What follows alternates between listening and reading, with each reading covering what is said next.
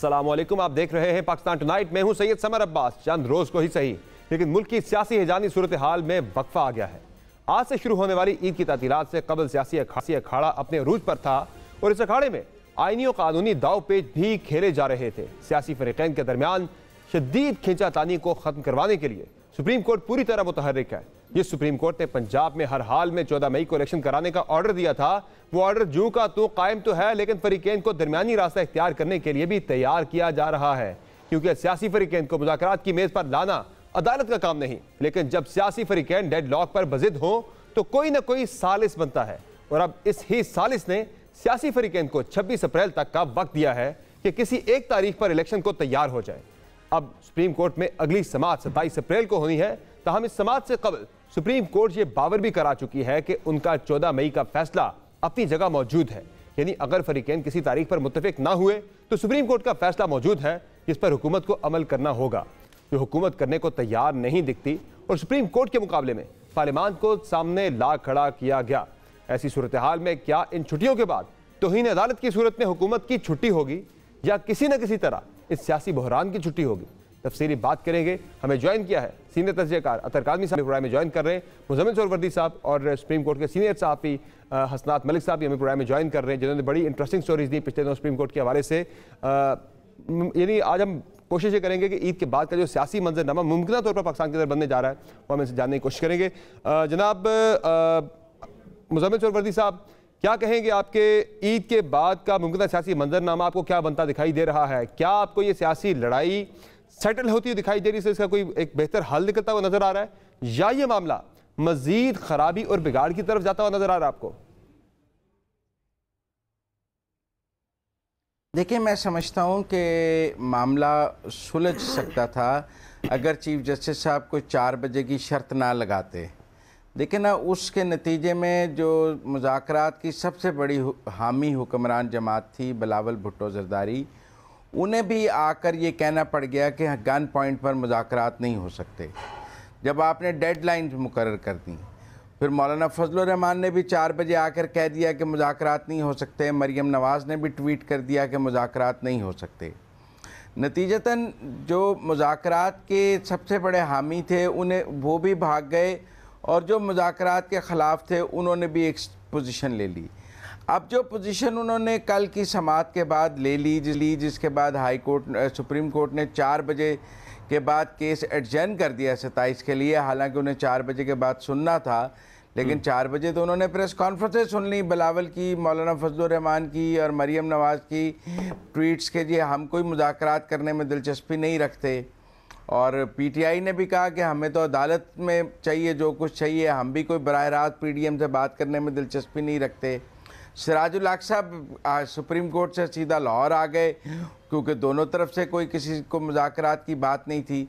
तो अब मुझे तो ये मुमकिन नहीं नज़र आता कि 27 तारीख को जब अदालत लगेगी तो कोई पीटीआई और हुक्मरान जमात इत्तेहाद के दरमियान मुज़ाकरात में कोई पेशरफ्त हो गई होगी।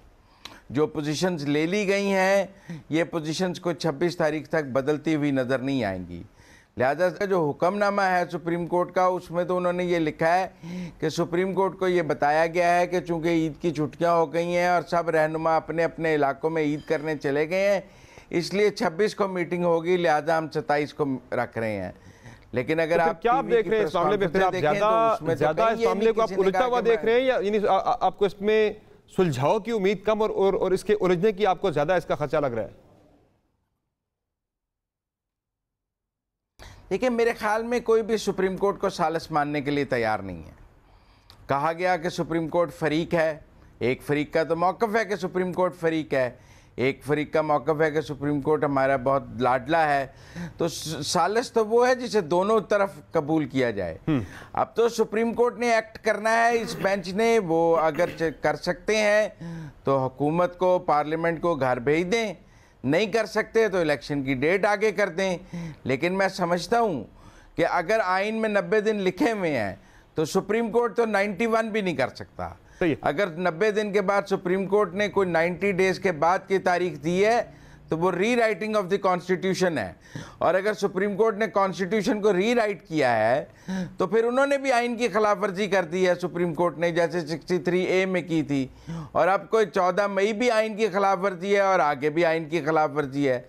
तो वंस आपने आइन की खिलाफ वर्जी कर दी है फिर सिराजुल हक वाली बात है कि जो इसमें फर्क जो बनता था उन्होंने कोशिश की कि 90 रोज के करीब करीब किया जाए। नहीं, कहाँ लिखा है? एक कोशिश कहाँ लिखा है? कहाँ लिखा है आइन में के आइडियल तो कोशिश 90 रोज के अंदर करवाना ही थी ना। 90 रोज के आगे एक दिन 90 रोज के अंदर हो ही नहीं पा रहे थे ना, तो फिर खिलाफ वर्जी हो गई। सुप्रीम कोर्ट भी 90 दिन में नहीं करा, तो हो ही नहीं पा रहे। सुप्रीम कोर्ट ने इलेक्शन नहीं करवाना, वो इलेक्शन कमीशन ने करवाना है। वो तो कोशिश कर रहे थे कि वो इलेक्शन के वाले से जो आर्टिकल है उस पे अमल दरामद करवाएं हर सूरत में। नहीं, इलेक्शन नहीं करवाना उन्होंने। नहीं, इस वक्त तो सुप्रीम कोर्ट ने करवाना है। वो कोशिश कर रही है कि 90 डेज वाला जो आर्टिकल है उस पे अमल दरामद हो। 90 रोज नहीं तो उसके करीब करीब किसी तारीख पे जाके अमल दरामद हो जाए। पहले हसनात मलिक साहब, क्या लग रहा है आपको जजेस का मूड? आपको करीब आइन में कहाँ लिखा है सर? करीब करीब आपने माजी में भी 2 ऐसे इंस्टेंसेस मौजूद हैं कि जहां करीब करीब जाके हो गया था, पूरे 90 रोज के अंदर नहीं हुआ था। कोशिश तो आइडियली तो यही होती है कि उस पे मनवान अमल दरामद हो। जब नहीं हो पाता तो कोशिश की जाती है कि ज्यादा डेविएट ना किया जाए, उसके अंदर अंदर ही लाया जाए। हसनात मलिक साहब, आपको ये जो सूरत हाल है, जजेस के मूड को आपने देखा, ऑब्जर्व किया बड़ा क्लोजली, आपने स्टोरीज भी आपने बड़ी इंटरेस्टिंग दी, कुछ मुलाकातों के हवाले से भी, ब्रीफिंग्स के हवाले से भी। अब आपको क्या लग रहा है सुप्रीम कोर्ट का मूड कि अभी तक तो उसे काफ़ी रिस्ट्रेन भी शो किया कई चीज़ों के ऊपर, ज़्यादा हार्श फैसला सुनाने की तरफ सुप्रीम कोर्ट जा रही है? चूँकि इतना मौका जब दिया जाता है किसी फरीक को तो उसके बाद कोई हार्श फैसला भी एक्सपेक्ट किया जाता है, मोस्टली केसेस के अंदर देखा भी गया है। क्या लग रहा है आपको सुप्रीम कोर्ट का मूड क्या होगा ईद के बाद जब वो दोबारा बैठेगी? देखिए, हम इस अमूमन बेंच को कहते हैं कि ये लाइक माइंडेड बेंच है। इस बेंच में भी इख्तलाफ नजर आया और उनमें से जो बेंच में एक मेंबर थे वो इस मामले में बड़े वाजे थे कि हमारा जो फैसला 14 मई का है वो बिल्कुल रहेगा। अगर आपने जो है वो आपस में कंसेंसस इवाल्व करके सारे इलेक्शन की डेट दे दे तो ठीक है, अदरवाइज 14 मई का जो है उस पर कोई हम कंप्रोमाइज नहीं करेंगे। दूसरा, उन्होंने ये भी कहा कि जी जो मनी बिल है या जो कोई फाइनेंशियल मेजर लिया है हुकूमत की तरफ से, प्राइम मिनिस्टर की तरफ से इनिशिएटिव है, और वो अगर वो पार्लियामेंट से अप्रूव ना करा सके तो उसकी भी कॉन्स्टिट्यूशनल जो है वो कॉन्सिक्वेंस है। अब वो क्या कह सकते हैं कि वज़ीर-ए-आज़म एतमाद का वोट एतमाद खो बैठे हैं ईवान का और दोबारा एतमाद का वोट ले। तो लग ये रहा है कि इस वक्त अगर आप देखें तो सुप्रीम कोर्ट का एक डिजायर ऑब्जेक्टिव उनके जहन में था कि चीफ जस्टिस उमर अता बंदयाल जो है वो अपनी रिटायरमेंट से पहले इलेक्शन करवाएं। उसकी कई वजूहात थी, वो अपनी लेगेसी भी थी कि जी मैं जो है वो इलेक्शन करवा के जाऊं। दूसरा ये भी था कि उनके कुछ जजेस सुप्रीम कोर्ट में जो है वो जो उनके करीब है, इस वक्त सुप्रीम कोर्ट में डिवाइड बड़ी वाज़ेह है, जो वो समझते हैं कि जो हालात हैं, इनसिक्योरिटीज हैं, जब ये बैलेंस होगा, पीटीआई के पास भी पावर होगी तो ये जैसे काजी फैसला होंगे तो कोई इस तरह का इकदाम ना हो। तो ये प्रीएम्प्टिव सारी चीजें चल रही हैं। जिस तरह उन्होंने अपने इख्तियारात के हवाले से जो एक्ट था उसको सस्पेंड करवाया, तो अपने ही 8 जो एक सेक्शन के जजेस को बिठा के, ये आउटकम था वो इन कैमरा ब्रीफिंग का जो 3 घंटे अस्करी हुकाम ने दी। उसके बाद रियलाइज भी किया बैंड ने कि सिक्योरिटी का सीरियस इशू है और जो ट्रूप्स हैं वो अवेलेबल नहीं है। तो ये उसके बाद बैकग्राउंड कुछ एक्टिविटीज हुई जिसमें जो है वो डिफेंस मिनिस्ट्री ने एक सीएमए फाइल की, ऐसे ही तो नहीं की, वो सारा कुछ जो है वो ब्रीफिंग के बाद ही हुआ।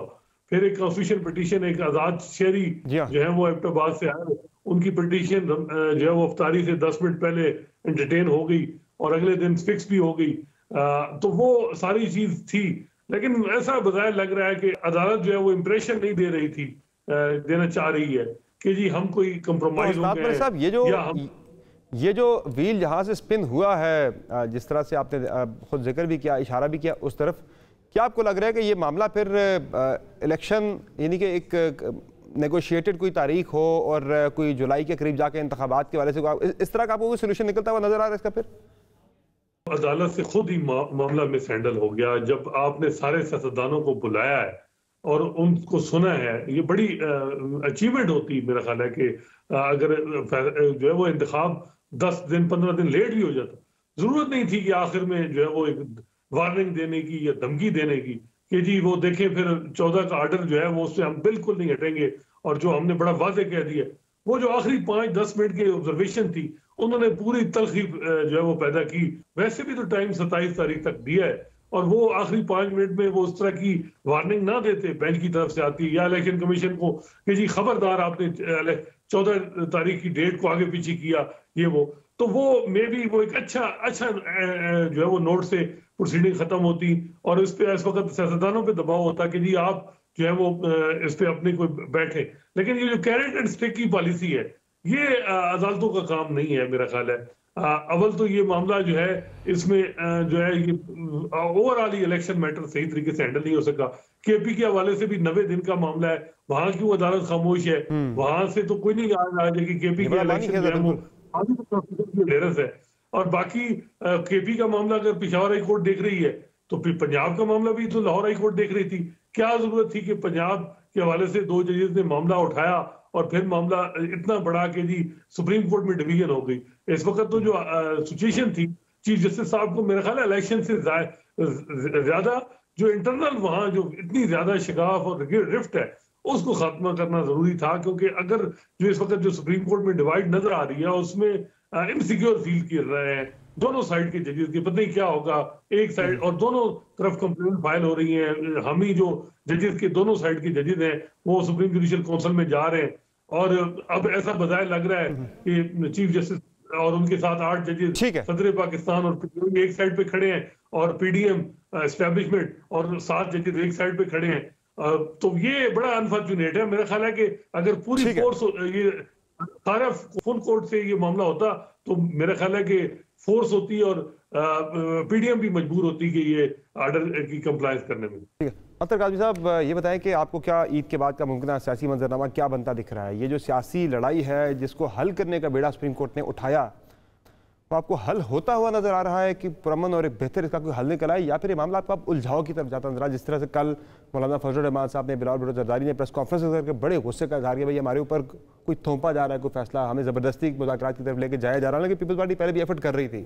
क्या आपको लग रहा है इसका मुमकिन ईद के बाद का मंजरनामा? देखें, किसी भी मुल्क में हुकूमत की ख्वाहिश होती है कि मामलात सुलझें। जी हाँ, जो आपने जिक्र किया मौलाना साहब का, आपने जिक्र किया बिलावल साहब जाके मौलाना से मिले भी, उनको मनाने के लिए गए, और बाद में बिलावल साहब ने प्रेस कॉन्फ्रेंस में जिक्र भी किया कि जी केपी की एक ही डेट क्यों नहीं आ रही, उसके हवाले से क्यों नहीं कोई बात की जा रही। तो वो मौलाना से पूछ लेते कि अपने समधी को जरा कॉल करके पूछ लें कि क्यों नहीं दे रहे। ये बहरान है क्यों? ये बहरान इसलिए है कि जो 2 मोअज़्ज़िज़ गवर्नर साहिबान हैं जो पीडीएम से जिनका ताल्लुक है, उनके लोग हैं, वो डेट्स नहीं दे रहे, और वफाक जो है वो 2 सूबों के अंदर इंतखाबात नहीं होने दे रहा। तो ये बहरान किस तरह हल होगा? जब वफाकी हुकूमत नहीं चाहती कि आइन के मुताबिक 90 रोज़ के अंदर इंतखाबात हों, तो बहरान तो मुझे हल होता हुआ नजर नहीं आता। ऑल्दो कि बिलावल साहब ने ईद से पहले प्रेस कॉन्फ्रेंस में कहा कि हम अभी भी 90 रोज़ पे कायम हैं। भाई कायम है तो आप इलेक्शंस क्यों नहीं आप करवा रहे? सर, अब ये जो कल बात की भी बिलावल साहब ने बात की, मौलाना साहब ने बात की, अब मुझे ये बता दें कि ईद के बाद जब ये अदालत लगेगी, क्या आपको लग रहा है कि जजेस का मूड आपने क्या देखा कि इस सारी सिचुएशन में गेन कौन कर रहा है? शहबाज साहब पीएमएल की मैं बात करूँ तो पहले उनकी पोजीशन ये थी कि वो सोच रहे थे कि हम इंतखाबात को अक्टूबर से भी आगे ले जाए, असेंबली की मुद्दत बढ़ाने की बात कर रहे थे। अब उन्हें सितंबर की बात की जा रही है, अब वो जुलाई की बात की जा रही है, इंतखाबात की पीछे आने की बात हो रही है। नंबर 2, उन्होंने उस वक्त तो काफ़ी ज़्यादा वहाँ पे बार बार उन्हें मौका भी मिलता रहा कि आएँ सुप्रीम कोर्ट पे पेश हों, और मुज़ाकरात का उन्हें काफ़ी मौका दिया गया लंबा। अब जो 26 का दिया गया कि भाई फैसला भी मौजूद है, कुछ कॉन्सिक्वेंसेस भी हो सकते हैं। तीसरे नंबर पे वो पहले 4-3 की गर्दान थी, हम 4 के फैसले को मानते, 3 के फैसले को नहीं मानते। तो अब क्या लग रहा है कि नून लीग ज़्यादा बंद गली में नहीं चली गई इस सिचुएशन के बाद कि कोई हार्श फैसला आता तो सुप्रीम कोर्ट को बोलेगी हमने तो पूरा मौका दिया था? नहीं, बिल्कुल, इसलिए कि एंड ऑफ द डे मुल्क के जो एग्जीक्यूटिव हेड है वो प्राइम मिनिस्टर साहब हैं। मरियम बीबी तो जद्दा में बैठ के बाहर से ट्वीट कर देती हैं कि किसी से बातचीत नहीं होगी। पीपल्स पार्टी कल के ऑर्डर में वर्ड जो है प्राइम मिनिस्टर एंड कैबिनेट अलग अलग करके यूज किए गए वर्ड। जी, प्राइम मिनिस्टर और कैबिनेट को अलग अलग गिना गया, और वही ना फिर फैसला तो इन्हीं के ऊपर आएगा। पर अगेन मसला ये है कि क्या हुकूमत ये मामला हल करना चाहती है, बेहतर तरीके से हल करना चाहती है? जिस तरीके से आपने भी जिक्र किया कि बाहर इनका सियासी बयानिया क्या है कि हम इस फैसले को नहीं मानते, अदालत में ये एक दफा भी इन्होंने लिख के दिया के सामने जाके पेश होते हैं, कल जाके पेश हुए, दोबारा पेश हुए वहां पे जाके। तो यही तो इशू है कि ये इनका जो स्टांस है या इनका जो भी मौकिफ है वो तजादात का मजमूआ है। एक तरफ आप कहते हैं कि हम ये करना चाहते हैं, दूसरी तरफ आपके जो एक्शंस हैं वो उससे बिल्कुल डिफरेंट हैं, और बुनियादी चीज़ वही है कि इंतखाबात से आप फरार चाहते हैं। तो जब तक इस पे नहीं, की नज़र में ये मुजम्मिल साहब कह रहे हैं कि ये जजेस की नाकामी है सारी, ये जो मुजम्मिल साहब वाली है ना कहना, ये अगर सारी कौम पहन लेना तो मसला ही हल हो जाए। ठीक है, उनके जो हुस्ने नज़र है, उनका जो हुस्ने नज़र है, अगर इस नज़र से सब देखें तो मसाइल ही नहीं, फिर तो बल्ले बल्ले। देखें, मैं समझता हूँ कि अगर हम इस बात के ख़िलाफ़ हैं कि आर्मी चीफ़ को सियासी मामलात में मुदाखलत नहीं करनी चाहिए, फ़ौज को सियासत में नहीं आना चाहिए, तो हम इस चीज़ के भी ख़िलाफ़ हैं कि चीफ़ जस्टिस को सियासी मामलात में मुदाखलत नहीं करनी चाहिए और सियासत नहीं करनी चाहिए। अगर हम आर्मी चीफ़ के और फ़ौज के सियासी रेफरी बनने के ख़िलाफ़ हैं तो हम चीफ़ जस्टिस और किसी 3 रुकनी बेंच के भी सियासी रेफरी बनने के ख़िलाफ़ हैं, क्योंकि बात एक जैसी है। अगर आर्मी चीफ़ का सियासी रेफरी बनना आइन के और उनके हलफ की खिलाफ वर्जी है, तो चीफ़ जस्टिस और 3 रुकनी बेंच का सियासी रेफरी बनना भी जो है उनके आइन और उनके हलफ की खिलाफ वर्जी है। ये बिल्कुल पैरेलल ड्रॉन आप करें, जिस तरह मिलिट्री कू है ऐसे ही जुडिशल कू है, ये आपको एक नजर से देखने पड़ेंगे। ये दो एंगल से नहीं देखे जाए। बड़ा अप्रिशिएट किया था, मुझे याद है हम इसी स्टूडियो में बैठ के हमारी बड़ी बहस हुई थी, आपने बड़ा अप्रिशिएट किया था। उस दिन मुजम्मिल साहब 11 बजे सो गए थे, आधी रात को नहीं हमारे साथ मौजूद थे, लेट नाइट तक। नहीं, आप बात तो सुन लें। उस वक़्त 5-0 का फैसला था और उस फैसले में कोई इबाहम, कोई इख्तलाफ मौजूद नहीं था, वो आइन के तहत था। आज फैसले में 4-3 का इबाहम मौजूद है। आज डिवीज़न खुद, अभी हसनात साहब ने कहा कि सुप्रीम कोर्ट की डिवीज़न सू मोटिव गलत लिया गया। 4 जजेस ने कहा है चीफ जस्टिस सुप्रीम कोर्ट के ऊपर। उस वक़्त किसी जज ने किसी सुप्रीम कोर्ट से उसके ख़िलाफ़ आवाज़ नहीं आई थी। वो कंसेंसस का फ़ैसला था, वो डिवाइडेड व्यू नहीं था जिसके ऊपर ये राय मौजूद हो कि ये ठीक है या गलत है। आज तो ये राय मौजूद है कि अक़लियत के फ़ैसले को अक्सरियत बना के पेश किया जा रहा है, तो आप फुल कोर्ट बना लें। उस वक्त इमरान खान साहब कह देते कि फुल कोर्ट बना लें, मुझे 5-0 नहीं मौजूद है। आज तो ये डिमांड की जा रही है ना रोज़ अदालत से कि भाई आपके अंदर इतनी तकसीम मौजूद है, आपका 4-3 क्लियर नहीं है, आप फुल कोर्ट बनाकर इबाहम दूर कर दें। एनक की तब्दीली की तो कोई बात ही नहीं है। दो बिल्कुल डिफरेंट सिचुएशंस हैं जिन्हें अतर आदमी साहब रीड करने से कातर हैं। ब्रेक लेती है नाज़रीन, एक मुख्तसर ब्रेक लेते हैं। ब्रेक से वापस आएंगे, बात करेंगे हसनात मलिक साहब से, उनका तज़किया जानेंगे कि फैसले पे अमल दरामद, असल चैलेंज ये है कि वो अमल दरामद हो पाएगा या नहीं हो पाएगा। हमारे साथ रहिए।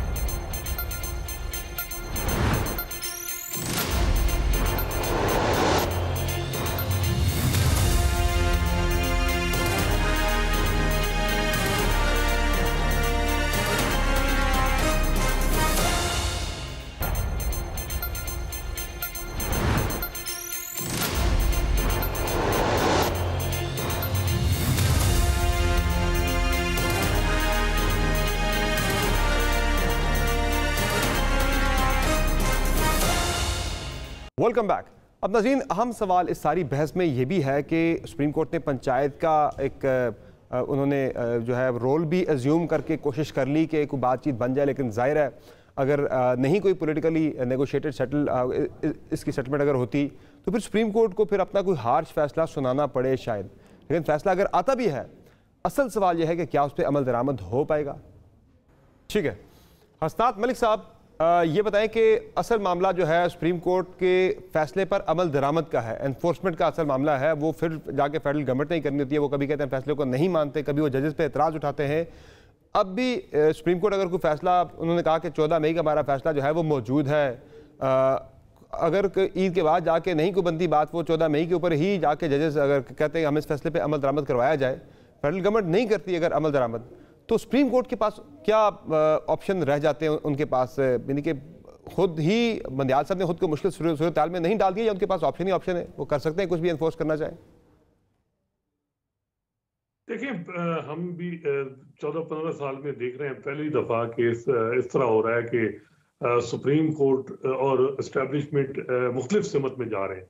और अमूमन जो है कि जब भी अदलिया को इस किस्म के जो सियासतदानों के खिलाफ फैसले किए हैं तो उसमें सपोर्ट रही है।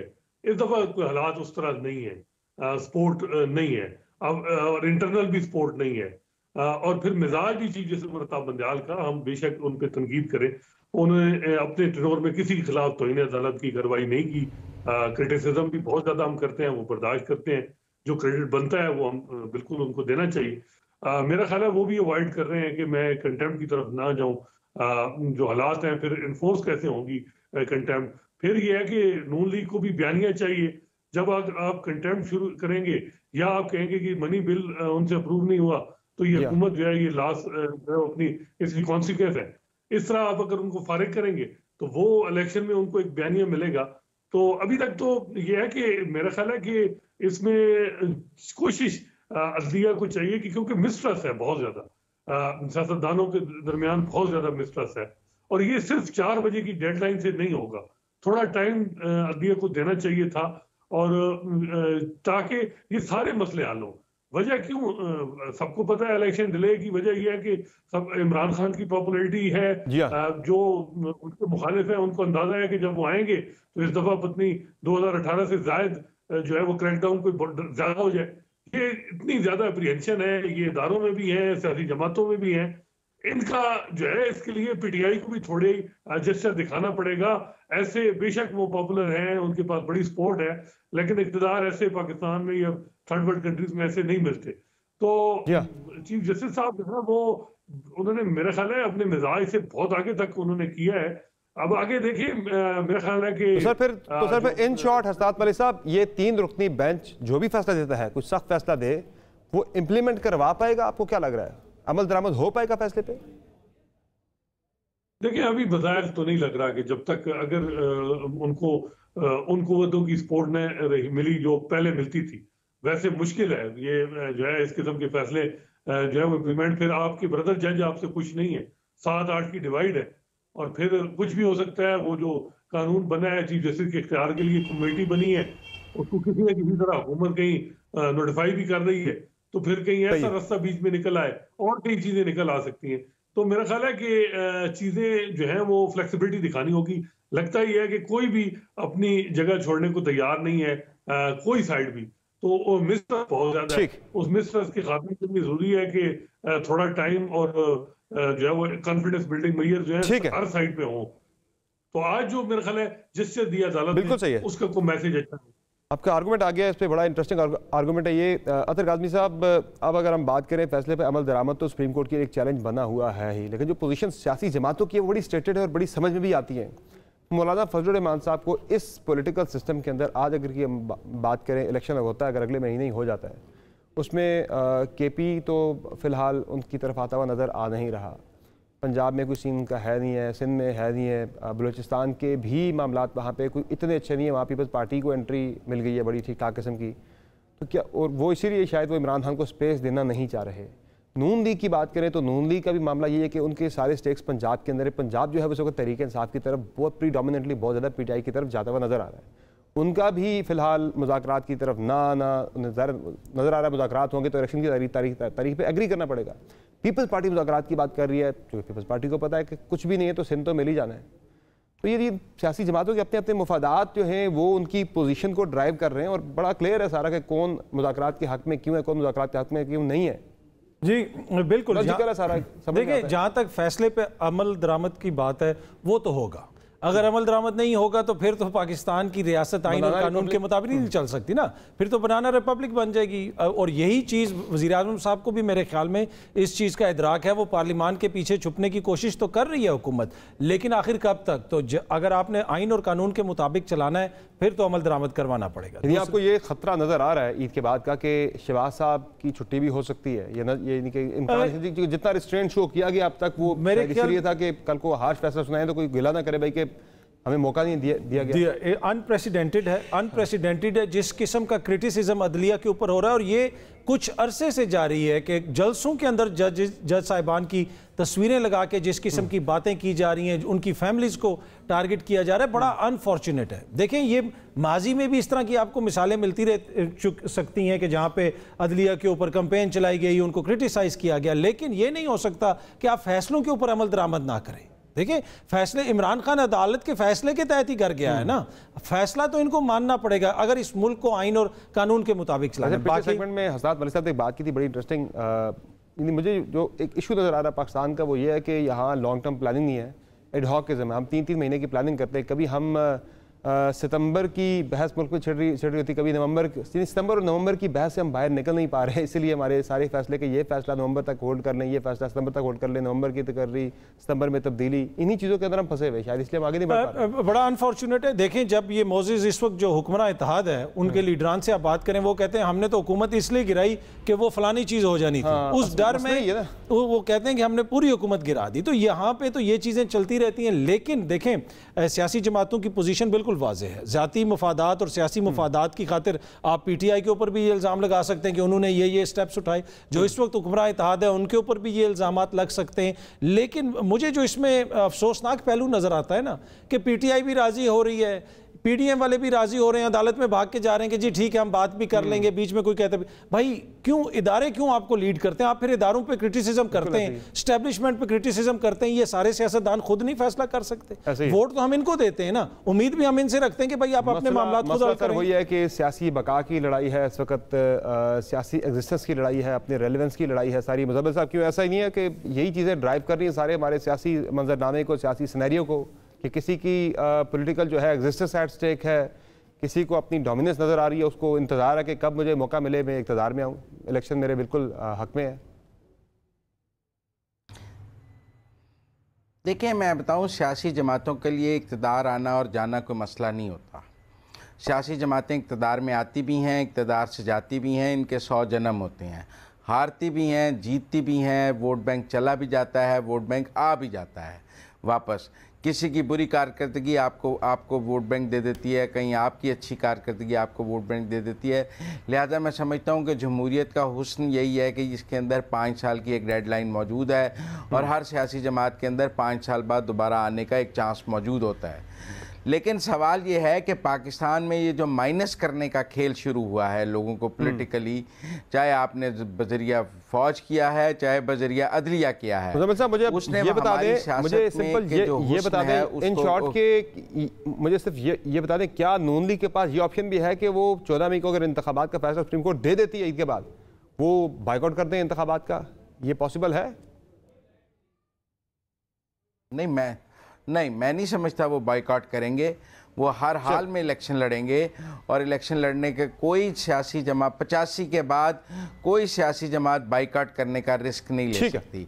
बाइकआउट करने का मतलब है आप 5 साल के लिए आउट और आपका बहुत शुक्रिया बहुत शुक्रिया साहब, आपका प्रोग्राम में कीमती वक्त दिया, साहब आपका प्रोग्राम में कीमती वक्त दिया, और साहब आपका बहुत शुक्रिया, आपने अपने एनालिसिस से प्रोग्राम में 4 चांद लगाए, बहुत शुक्रिया आप तीनों मेहमानों का। नाज़रीन, प्रोग्राम में एक क्विक ब्रेक लेंगे, ब्रेक से वापस आएंगे, बात करेंगे पाकिस्तान की मईशत जिस तरह से तेज़ी के साथ बिगाड़ की तरफ, ख़राबी की तरफ, अबतरे की तरफ जा रही है, उसकी तो बात बहुत ज़्यादा होती है, लेकिन एक आम आदमी की मईशत पिछले 1 साल के दौरान कितनी ज़्यादा मुतासिर हुई है, इस पर बात करेंगे। ब्रेक के बाद हमारे साथ रहिए।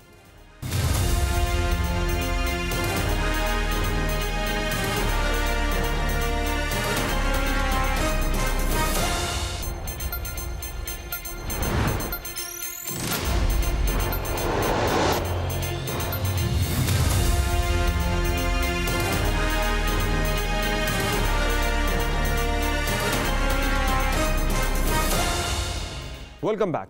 पाकिस्तान में गुज़िश्ता साल सियासी तौर पर ऐसा ही रहा है जैसे माजी के कई बरसों की तरह रहता रहा है, यानी सियासी तौर पर अफरा तफरी, इंतशार और बेचैनी मुसलसल बरकरार रही है।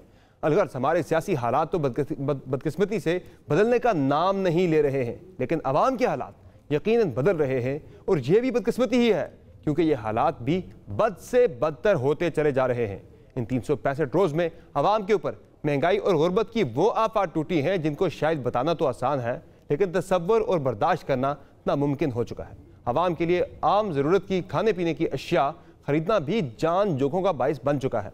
सबसे बढ़कर मुआशी अशारिये इंतहाई मायूस कुन सतह पर हैं। वफाकी इदारा शुमारियात के मुताबिक मुल्क में मजमूई कीमतों में इजाफे की शरह तकरीबन 35%। दही इलाकों में ग़िज़ाई अजनास की महंगाई 50% हो गई है। सिर्फ गुज़िश्ता माह महंगाई की शरह 41 से 45% तक रही है। इस मजमूई महंगाई में इजाफे की वजह के पीछे रुपए की कदर की बेकदरी को करार दिया जा रहा है। इमरान हुकूमत के खात्मे और शहबाज शरीफ के वज़ीर-ए-आज़म बनने के बाद से अब तक डॉलर की कदर में रुपए के मुकाबले में 105 रुपये 50 पैसे का इजाफा हो चुका है। जो $1 1 साल पहले तकरीबन 174 रुपये का था, वो अब 290 रुपये तक जा पहुंचा है। महंगाई तोलने का अगला तराजू पेट्रोलियम मसनूआत की कीमतें हैं, जिनकी कीमतों में इजाफा हर चीज़ के इजाफे का बाइस बनता है, और इस एक बरस में ऐसा ही हुआ। इमरान खान हुकूमत में पेट्रोल की सेल 149 रुपये फी लीटर होती थी और अब पेट्रोल का निर्ख 282 रुपये फी लीटर तक 282 रुपये फी लीटर तक पहुंच चुका है। और हमारे मुल्क में खुराक जो जिस सबसे बुनियादी ज़रूरत समझा जाता है वो भी आवाम को नहीं मिल रही। आटा जो कि सबसे बेसिक खुराक है वो लोगों को नहीं मिल रहा। अगर मिल भी रहा है तो लाइनों में लगकर, धक्के खाकर और कभी कभार जान की बाजी भी हार कर। अप्रैल 2022 में जो आटा 55 रुपये फी किलोग्राम था, आज सिर्फ एक साल में आटा 160 रुपये फी किलोग्राम तक से भी आगे निकल चुका है। एक बरस कबल जो बिजली का एक यूनिट 24 रुपये 28 पैसे था, अब वो 35 रुपये 73 पैसे तक जा पहुंचा है। बिजली के बिलों को भरना तो दूर की बात, हाथ लगाने पर भी करंट का एहसास होता है। इसी तरह मुल्क के मजमूई मुआशी सूरत हाल की गिरावट का अंदाजा इस बात से लगाया जा सकता है कि अप्रैल 2022 के पाकिस्तान में शरह तरक्की की जो रफ्तार 6.76% थी, वो अब 0.23% पर क्रैश कर चुकी है। ऐसी सूरत हाल में यकीनन आवाम के हालात बद से बदतर होना जायज़ भी है, लेकिन क्या ये हालात मजीद तबाही की जानब जाएंगे या उम्मीद की कोई किरण दिखाई देती है? बात करेंगे मुआशी माहिर डॉक्टर फ़ारूक सलीम साहब से। फ़ारूक सलीम साहब, इंतहाई सादा अल्फाज में ज़रा हमारे नाज़रीन को समझाइएगा, जो कि बड़ी शिद्दत से पाकिस्तान की मईशत की, मुआशी सूरत हाल की बेहतरी की उम्मीद लगाए बैठे होते हैं कि मुल्क के हालात मुआशी बेहतर हो जाए, लेकिन एक आम आदमी की जो मईशत है, क्या उसमें जिस तरह के हालात आप देख रहे हैं कि तनख्वाहदार तबका हो गया, एक मजदूर हो गया या छोटे कारोबार से वाबस्ता कोई भी पाकिस्तानी शहरी हो गया, उसकी मईशत जितनी बुरी तरह से मुतासर हुई है, क्या उसमें बेहतरी का कोई इम्कान, कोई उम्मीद आपको नजर आ रही है अगले चंद महीनों में, चंद हफ्तों के दौरान? दो बहुत बड़े चैलेंजेस हैं। एक 23 करोड़ पाकिस्तानियों का चैलेंज है और एक हुकूमत पाकिस्तान का चैलेंज है। जो 23 करोड़ पाकिस्तानी हैं उनका इस वक्त सबसे बड़ा चैलेंज जो है वो महंगाई का है। 30-35% जो है जिसको हम कंज्यूमर प्राइस इंडेक्स कहते हैं, यानी कि चीजों की कीमतें बढ़ गई हैं। अगर खुराक की कीमतों के ऊपर गौर किया जाए तो वो तकरीबन 45 से 50% बढ़ गई। तो आप सोचिए कि पाकिस्तान में लगभग 80% आबादी ऐसी है जो 70 से 80% अपनी आमदन जो है वो खुराक की अशिया पे खर्च कर देती है। अब आमदन बढ़ी नहीं है और खुराक की कीमतें जो हैं वो बहुत ही तेजी से बढ़ी हैं, तो उसका बहुत बड़ा बोझ जो है वो 23 करोड़ पाकिस्तानियों पे आया है। हुकूमत पाकिस्तान जो है उसका जो चैलेंज है वो जरा मुख्तलिफ नेचर का है।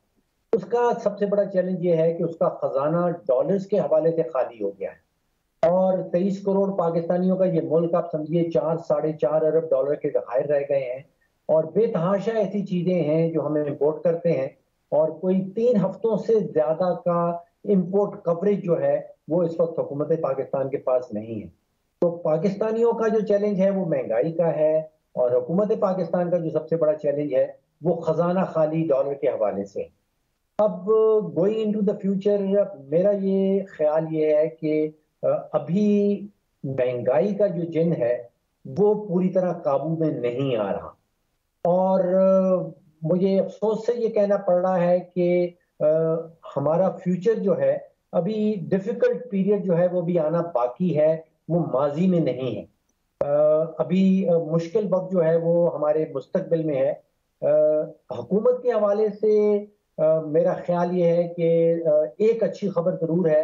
मैं समझता हूँ कि हमारा सफर जो है IMF की तरफ वो उस तरफ हम बढ़ रहे हैं और उस तरफ कुछ प्रोग्रेस नजर आ रही है और अगले चंद हफ्तों में मेरा ये जाती ख्याल है कि किसी किस्म का एग्रीमेंट जो है वो IMF के साथ तय पा जाएगा और उसके नतीजे में फिर वो सऊदी अरेबिया का जो है $2 बिलियन, कोई $1 बिलियन यूनाइटेड अरब एमिरेट्स से है, चाइना से तवक्को की जा रही है, तो फॉरेन एक्सचेंज रिजर्व्स के हवाले से कुछ सिचुएशन बेहतर हो जाएगी, लेकिन महंगाई जो है वो अभी मजीद बढ़ेगी। आपने मुश्किल मुस्तकबिल की पेशगोई ज़रूर की है, ठीक है, लेकिन मुश्किल ज़रूर है, लेकिन ऐसी मुश्किल सूरत हाल में कोई ना कोई हल तो ज़रूर होता है, कोई थोड़ा बहुत असर ज़ायल किया जा सकता है।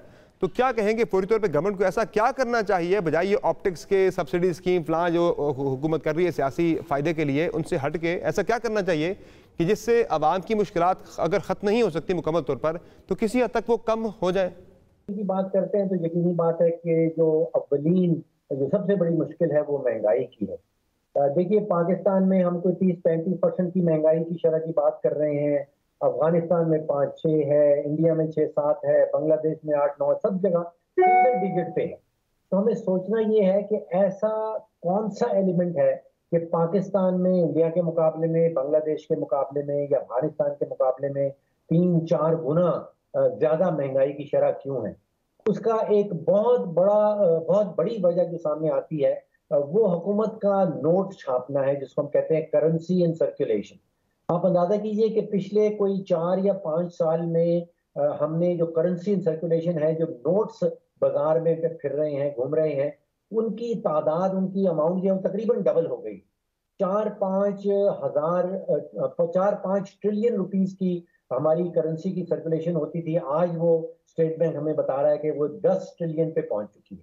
अब जब इतने ज्यादा हुकूमत नोट छापेगी तो फिर यकीनी बात है क्वांटिटी जो चीजों की है वो मार्केट के अंदर उतनी है, तो जिसको हम अंग्रेजी में कहते हैं कि to money rupees chasing to few dollars, to few goods, यानी कि चीजें उतनी हैं और रुपए बेतहाशा हैं, तो उसके नतीजे में फिर आप समझे कि महंगाई की शरह बढ़ जाती है। उसकी बुनियादी वजह यह है कि हुकूमत का बजट का खसारा बहुत बड़ा है, तो हुकूमत को अपना बजट का खसारा कंट्रोल में करना पड़ेगा, जिसके नतीजे में फिर हुकूमत को इतने ज्यादा नोट नहीं छापने पड़ेंगे और उसके नतीजे में महंगाई जो है वो किसी हद तक कंट्रोल में आ सकती है। तो आप सोचिए कि ये माशी मामला नहीं है, ये ज्यादा सियासी मामला है। बहुत शुक्रिया प्राइम, अपना कीमती वक्त दिया। यकीन तौर पर हमारी सियासी जमातें जो इस वक्त सियासी लड़ाई में मसरूफ़ है, उन्हें ये सियासी लड़ाई ख़त्म करके हालात का तकाजा ये है कि वो आवाम के लिए महंगाई के साथ लड़ाई करें, महंगाई से लड़ें, गुर्बत से लड़ें, उस आवाम के लिए कि जिस आवाम से वोट लेकर वो ताकत में पहुँचते हैं, इक़्तिदार के वादे में पहुँचते हैं।